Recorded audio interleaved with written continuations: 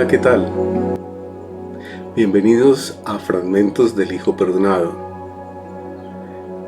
En esta ocasión, en el fragmento 12, vamos a tocar un tema muy especial en línea con los que hemos ya traído a colación, haciendo una reflexión muy propia sobre el origen del bien y del mal y cómo ha incidido en nuestra naturaleza de criaturas de Dios y de hijos e hijas de Dios.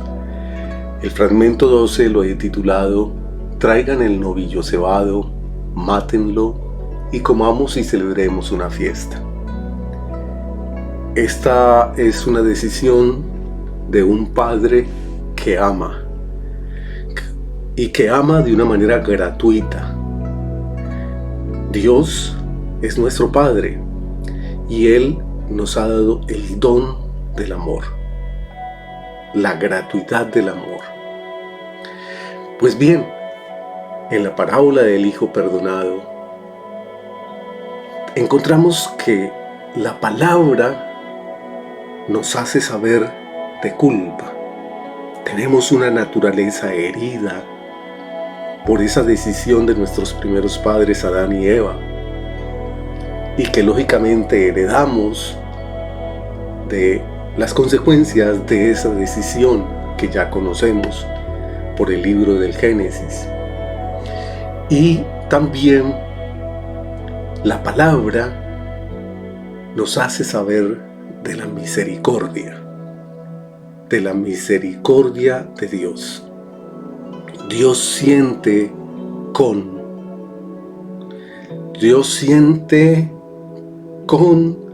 movimiento su movimiento inicial, el motor inmóvil hizo movimiento inicial. Él no necesita ser movido por alguien, Él es el motor inmóvil, como en la filosofía hemos estudiado. Por eso es el creador, por eso es Dios. Entonces, pero sí hace un movimiento del amor y todo lo crea por amor dentro de su misterio insondable que nos ha revelado Jesús en Padre, Hijo y Espíritu Santo. Entonces, al saber de culpa, pero también saber de misericordia, en esta ocasión vamos a reflexionar acerca de ello. La culpa nos afecta de manera personal y comunitaria. Es oportuno imaginarnos en un cuarto oscuro. El cuarto oscuro era lo que sucedía, por decirlo así, en el momento en que nuestros primeros padres cayeron en el pecado, entraron en un cuarto oscuro. Pero llega Dios, llega la luz, iluminando y se puede ver todo lo que se cometió. A la injusticia a la que se llegó, se quebrantó la justicia que venía de Dios y que viene de Dios. Y es por eso que las consecuencias son nefastas. Es muy triste y muy pesaroso lo que ocurre hoy todos los días. Los feminicidios, los secuestros, los asesinatos, los robos. Es la corrupción. ¿No es acaso una sociedad que está lejos de Dios? ¿No es acaso la relación rota personal de cada uno con el Creador, con aquel que es misericordioso, que es amoroso? Entonces, esta culpa nos enceguece y nos ubica en la tragedia. ¿Qué pensará un hombre que por celos ha asesinado a la mamá de sus hijos? ¿Qué piensa después cuando cae en la cuenta de su culpa un hombre que ha abusado de un niño o una niña? ¿Qué piensa aquel o aquella que simplemente ha vivido como si Dios no existiera y ha caído tan bajo que ya hasta su propio cuerpo se ha deteriorado por las drogas? Una sociedad descompuesta, un hombre descompuesto, es la tragedia. Nos ubicamos en la tragedia y nos ubicamos en la ceguera espiritual. Por otra parte, al defender la esencia del amor, Dios nos da un don gratuito y es el perdón. Y el perdón es la altura máxima del don, del amor. Quien ama, perdona. Ahora bien, en este momento no vamos a abordar el tema del perdón. Pronto lo abordaremos. Pero aquí lo importante es decir por adelantado que el perdón es el don máximo, la altura máxima del don del amor. Y todo esto enmarcado en el conjunto infinito de la gratuidad. De la gratuidad. Tomás de Aquino, en la Edad Media, decía que el pecado de nuestros primeros padres, la desobediencia, el querer conocer la verdad, el querer ser como dioses, ¿sí? Entonces creó unas heridas en la naturaleza del hombre. Llamémoslas las heridas de la culpa, la debilidad, la ignorancia, la concupiscencia y la malicia. Pero en contraposición de estas heridas, conocemos de unas virtudes que sanan esas heridas. La sanación entonces es dada por Dios y la sanación es recibida viviendo una vida en simplicidad, lo que no hemos comprendido hoy en día. Recuerda que las sombras de la sociedad actual es el individualismo, el narcisismo, el hedonismo. Pues estas virtudes tienen como el soporte una vida en simplicidad. Y aquí el ser humano sí que tiene que ser un alto en el camino y salir de su zona de confort para ir a confrontarse ante la presencia de Dios, como lo decíamos en el fragmento 11. Y ahora lo decimos, que esas heridas causadas en nuestra naturaleza y que heredamos, pues tienen una solución, la sanación dada por Dios. Y entonces aquí podemos decir que de la debilidad sana con la virtud de la fortaleza. La ignorancia es curada por la sabiduría. Y allí hay otra que la prudencia que hace verdaderos sabios. Y ahora tenemos que la malicia se sana con la práctica de la justicia. La justicia viene desde el cielo y hay que pedirla. Y la concupiscencia es curada con la virtud de la templanza.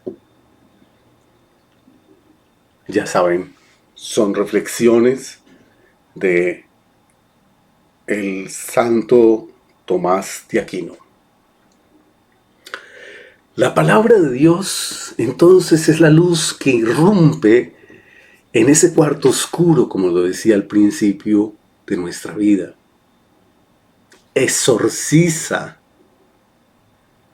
llega luz a cada rincón de nuestro ser. Cristo es la luz del mundo.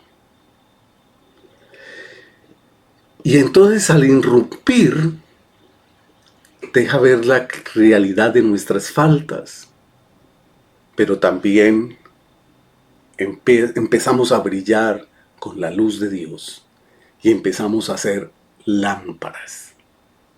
Y una lámpara no se pone debajo de la mesa, decía Jesús, sino que se pone encima para que alumbre a todos los de la casa. ¿Ven? Y ahora, entonces, tenemos que decir que Dios lo puede todo y Él nos devuelve a la inocencia primera. Y aquí conectamos con el fragmento de hoy. El padre se alegra porque su hijo ha regresado. Le dice a sus siervos, a sus sirvientes, traigan el novillo cebado, mátenlo y comamos y celebremos una fiesta, porque este hijo mío estaba perdido y lo hemos encontrado. Y ahí ustedes pueden seguir con esa bella... La parábola del hijo pródigo es la parábola, esa bella parábola que nos habla de el pincelazo de el amor de Dios en toda la Sagrada Escritura. Así que tenemos que decir que el Padre misericordioso libera a su hijo de la culpa. ¿Y eso qué significa? Que le devuelve la inocencia primera. Ahora bien, el hijo perdonado, al aceptar el ofrecimiento del Padre, puede retornar a la alegría y la paz. Porque la tragedia nos quita la alegría y la paz. Y el único que nos puede devolver la alegría y la paz es Dios. Es nuestro Padre Celestial. Entonces, versículos del 6 al 7.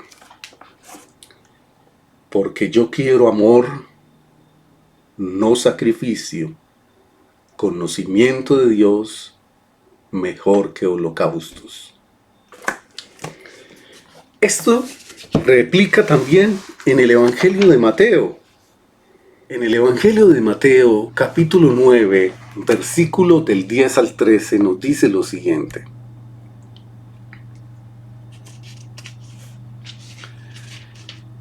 Y sucedió que estando él a la mesa en la casa, vinieron muchos publicanos y pecadores, y estaban a la mesa con Jesús y sus discípulos. Al ver los fariseos decían a los discípulos, ¿por qué come su maestro con los publicanos y pecadores? Mas él, al oírlo, dijo, no necesitan médico los que están fuertes, sino los que están mal. Vayan pues a aprender qué significa misericordia quiero, que no sacrificio, porque no he venido a llamar a justos, sino a pecadores. Palabra de Dios. Miren bien, cómo nos vamos acercando al querer de Dios. No quiero sacrificios, sino misericordia.